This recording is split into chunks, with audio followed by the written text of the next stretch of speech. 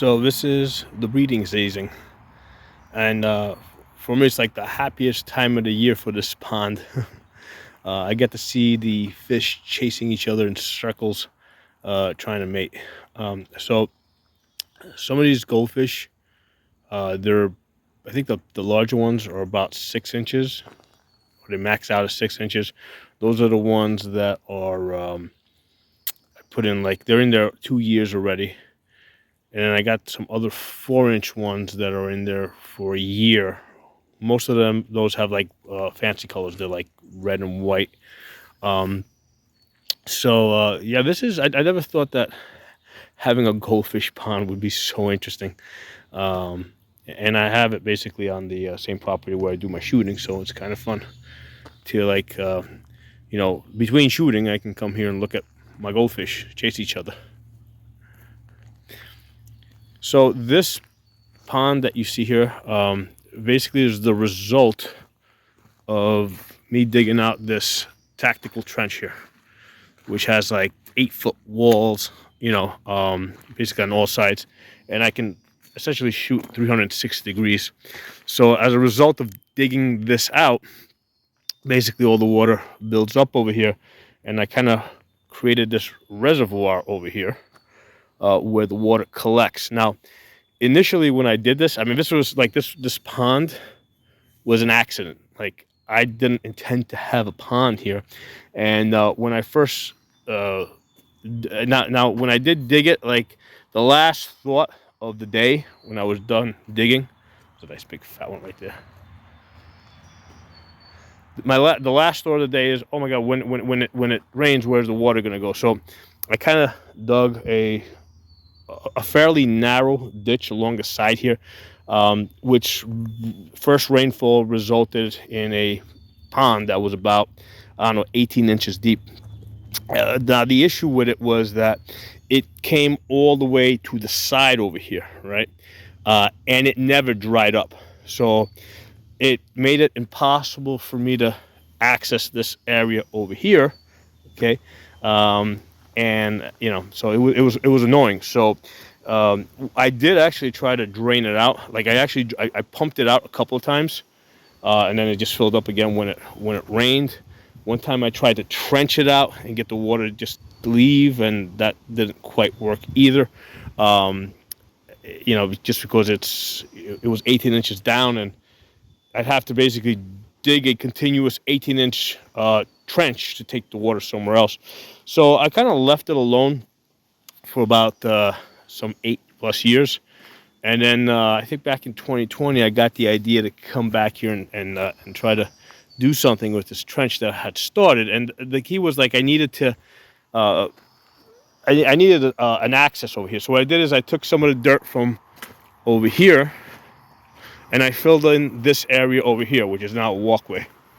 So you can see this area that I dug out over here, right? So I took all this dirt here, and I basically kind of like put it over here, and it was a muddy mess for a really long time. It took like almost like more than a year for this wet dirt here to kind of like harden up a little bit, and I had to put like stones in there to try to get it to harden up. But in the end, it came out really nice. So I basically ended up with the water over here to the left, and I said, hey, let's try and put some goldfish in there. Now, for a long time, this was just a frog pond where I had like lots of frogs in here. They basically just came naturally on their own, and it was full of tadpoles. So that's where I got the idea. Hey, if the tadpoles can live in here, fish should be able to live in here. So I did some research, and I found out the goldfish were like the toughest. They're good for overwintering, because in the wintertime the pond freezes over in the top, but the bottom of the pond, like if you go like 6 inches to a foot down, it never gets colder than 38 degrees, right? So the pond freezes at the top, and then it creates like a barrier which prevents the cold from penetrating deeper into the pond. So first year I put the goldfish in here, like, I was absolutely loving watching those little guys running around, swimming in here. And the first year I didn't even feed them. I mean, they were just eating the bugs and the mosquito larvae. So this is like a self-sustaining natural pond. Even though I dug it out, it's really a natural pond. Now, It's about 150 feet from a stream. So what that does is, like, if I were to dig down anywhere, like if I go down about a foot, I'm going to find water, right? So there's natural groundwater. So that's the reason why, like, I didn't have to put a liner or have a concrete bottom or anything. Once you dig down about 2 feet, it's always going to be wet because of the groundwater. Okay, so I think last year we had about, like, it almost didn't rain for almost like 3 months. Like for 2 months it didn't rain at all, and for like, for we had some light rains, so it was like, it was really dry. So this pond, which is about 100 feet long, had about half of it had dried up to this point right here, right? So everything from here back had dried up. But then, even without 3 months of rain, from here forward, it had stayed wet. Okay, so what I did last year, because this thing was like, I think that prior to last year, the deepest this was about 18 inches at this far end over here. So I rented a mini excavator, and what I did is I dug out this side over here to, I think the deepest point was like 4 feet. Okay, so I dug out this side about 4 feet. That's just, 4 feet is just this area. Like the average is more like 3.5 feet in this area over here. So what that does is, again, it allows me to have larger fish. I did try putting some koi fish in here. And as far as I know, they may still be in there. It's hard to tell the koi from the goldfish apart at this point because they haven't been in there that long. I mean, they're certainly not growing very fast where they're distinguishable as koi. And koi are more expensive, so I've only put in about maybe 8 of them. Now with the goldfish, I buy them in batches of like 30. Okay, so I probably have put in, well over 300 of them, and they're also spawning. So what happens is, because I'm able to buy the goldfish in larger quantities, it's kind of like a survival of the fittest. Because one of the things I did notice was, like in the springtime, like after the ice melts, I mean, I did find, I think, about 8 goldfish floating in the top of the pond. So over the winter, some of them do die, right? Some of them aren't quite as tough, but then the ones that do survive end up, being more cold resistant over the winter. Okay, so with the koi, because they're more expensive, I can't buy that many, right? And then, allow for natural selection to work its way out, where I end up with like the toughest koi. Okay, so for that reason, it's like, this is, I don't know if I'm going to be able to get koi to established in this pond, but the goldfish are very established. Now, last winter, if you go back and you look at my videos from last year, because I had dug this out, and I did it last May, so exactly a year ago.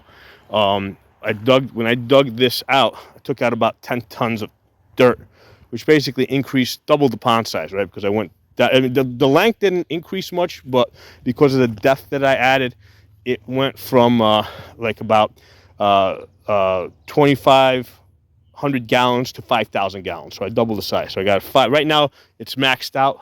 Okay, I got probably a little bit more than 5,000 gallons, which is excellent. So if we get into a dry spell, it'll drop down to, let's say, 2,000 gallons, and it's more than enough. I mean, it's fine to, get me through some of those dry months, if we have any more dry months, if we have dry months again this year. But anyway, what I was saying is, last year, because I had dug it out, it was like all of last summer, this was a very muddy pond. It was like a brown water pond. I could barely see any of the fish in there.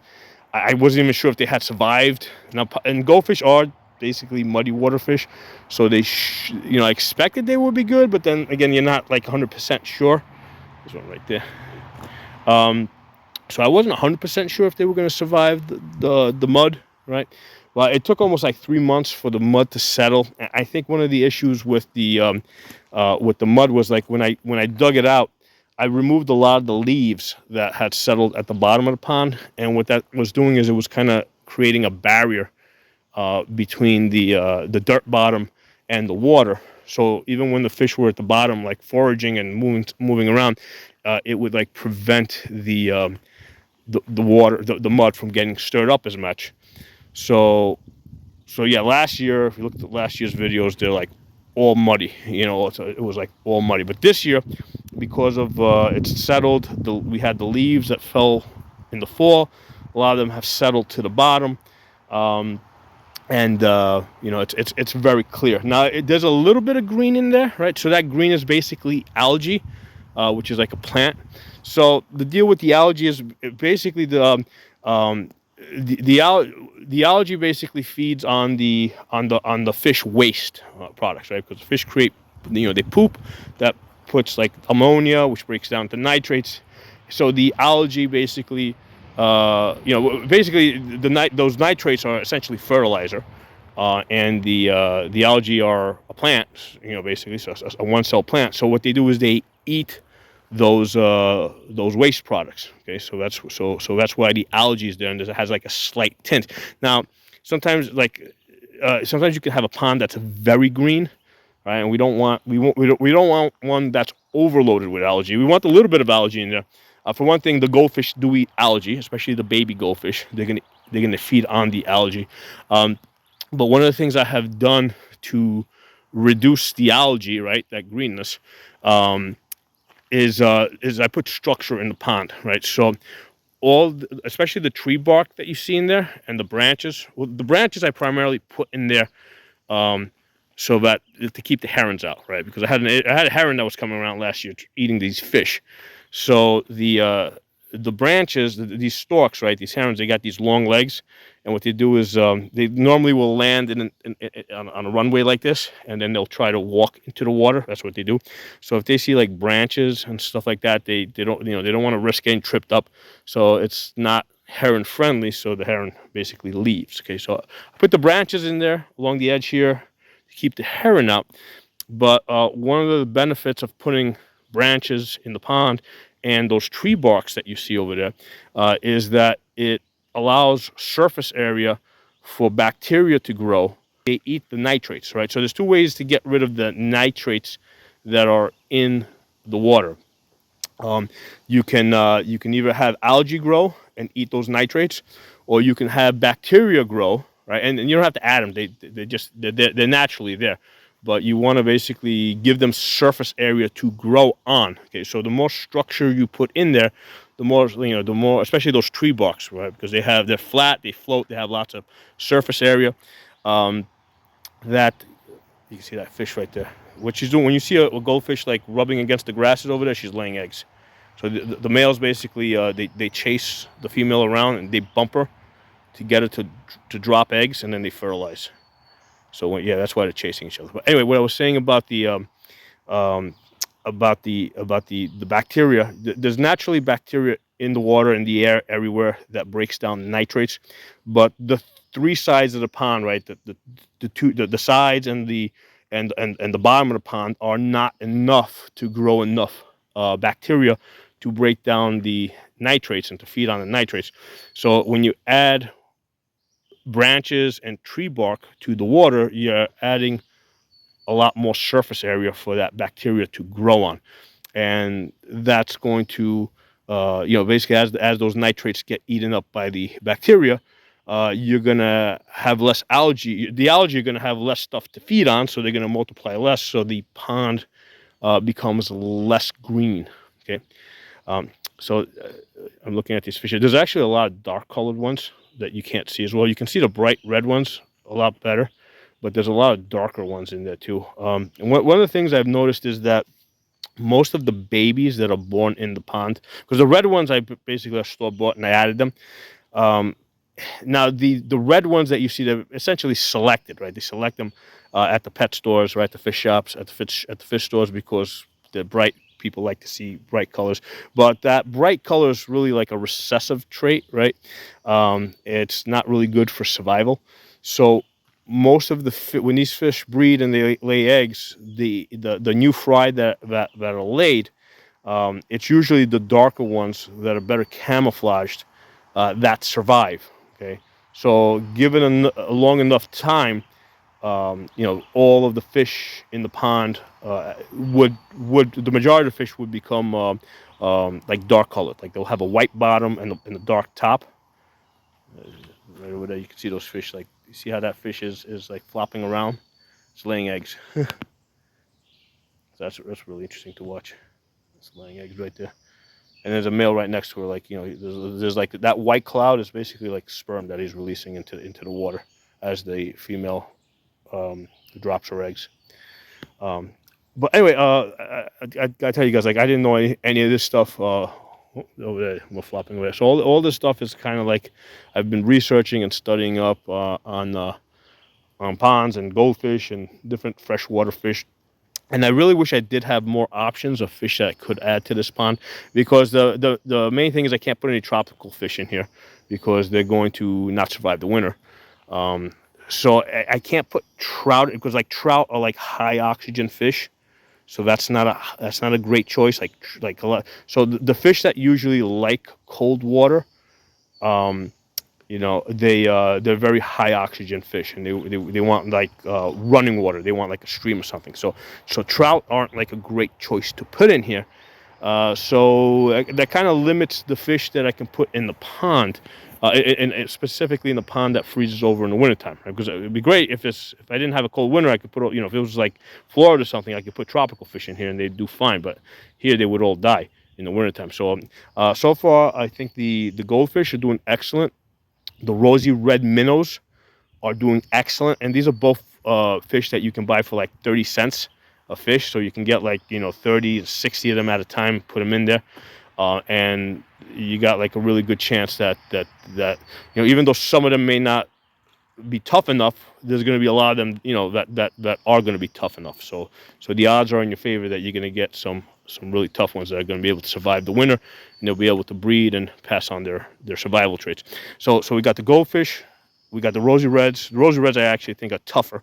Okay, so we got goldfish, rosy reds. I put in some white cloud mountain minnows, right? Now, if you go to the pet store, they're going to tell you that the white clouds are like they're not cold water fish, or they're not suited for but they come from a mountain, right? They come from White Cloud Mountain in China. Okay, so which is where this goldfish originally came from. So because of that, the white clouds I expect will do fairly well. They are expensive, so it's like I only put I put like 10 in there, I think 2 years ago, and I just put in another 10 last month. So I can't. It's not something where I can buy like 60 of them and throw them in there, and so because they're more expensive, you can't get as many of them. So it's a lot harder to populate. Okay, so anyway, that would be my next choice, the White Cloud Mountain minnows. And I'm trying to get some Madakas in there, because they come from Japan. Japan has cold winters. Probably not as cold as we have here in Pennsylvania, but they do have cold winters. They do get snow. So a lot of the fish that are bred either in Japan, in China, northern part of Asia, they're also going to be very cold hardy. So the Madakas are like tiny little fry fish. So I got some eggs. I'm trying to get those to hatch out. It was a fun little project, And like I said, I have it here on the property where I shoot at, and it's one of those things where between my shooting sessions, I can come here and look at my fish. It's actually like at the halfway point on the property. So like when I go down and check my targets, I can stop in and look at my fish. Okay, and then of course I got the tactical trench, which is right here, which I can also Now, I never shoot into the water, obviously, because that would kill the fish. Like the shock would kill, like if you were to fire into the water, any fish that's within 10 feet is going to be dead. So you never want to shoot into the water. That's very destructive to wildlife, aquatic wildlife. So anyway, I hope you guys enjoyed the video. Oh, one of the things that's worth mentioning is because this is a dirt bottom pond, right? Because most of the ponds that people build, because unless it's close to a stream, or like unless you're like next to wetlands or something, it's not going to hold water, right? So this one, because I'm about 150 feet from a stream, it's able to hold water, so I don't have to put like a liner or anything at the bottom. So there's a more natural exchange between like the water and the dirt. So even though I built this, it's what I would consider like a natural self-sustaining pond. Okay. And I recently had the water tested. Like when you go to buy fish, you just bring a water sample and they test it. And like this water is like perfect. It's like even though I don't do anything, I don't treat it, I don't have a filter, right? There's no filter in here. There's a natural pond. It's like of the high. It tested at the like the highest quality. Like, you know, it was like perfect, almost like no nitrates, nothing. So everything's cleaning itself out.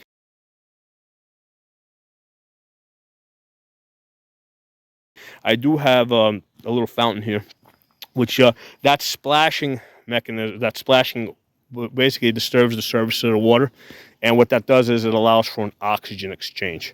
So that, you know, I also have an aerator at the other end, which I've shown you guys in other videos. Not necessary, especially for goldfish, but I have it there, kind of like, especially if we get into a period where there's like no rain. See, there's the area here, aerator on this side, create some bubbles. So some of those bubbles, some of that air does saturate into the water, but the majority of it is just the way the bubbles disturb the surface of the air that allows oxygen to enter the water, and that's what the fish breathe. Okay, see a bunch of fish that are hiding. You see how they're hiding underneath the bark over there? They love bark. So the bark that I've laid down, it's also good for it. It reduces some of the sunlight that enters the water. And what that does is it keeps it cooler, right? So what that does is it evaporates less, but also the fish love hiding under stuff. Okay, so that's like a place that they feel really, really comfortable. So and bark is, so everything here is natural. Like I got tree branches here that like keep the herons out, and the bark that you see, it's a place for the good bacteria to grow that eats the nitrates, and the fish love like hanging out underneath the tree barks. So it's like, other than the renting out the excavator to do the digging, this is like, it doesn't cost me anything. And as far as feeding the fish, like they eat mosquitoes. This time of year, like I will also supplement. I've been supplementing a mix of cat food, goldfish pellets, and goldfish flakes. I'll feed them like maybe once a week. This week, since they seem to be breeding, I'll feed them twice this week. I'll give them some food after this. And the purpose of this is not so much to feed the fish, because the fish will, there's so much stuff in there for them to feed, between the algae, the bugs, the main purpose of putting food in the pond is to feed the frogs, which are kind of like the apex predators. So if the frogs are nice and full, they're less likely to chase after the little fry and try to eat the small goldfish. So that's the main reason why I'm putting food in the pond, to keep the frogs happy, so they're not trying to eat the fish.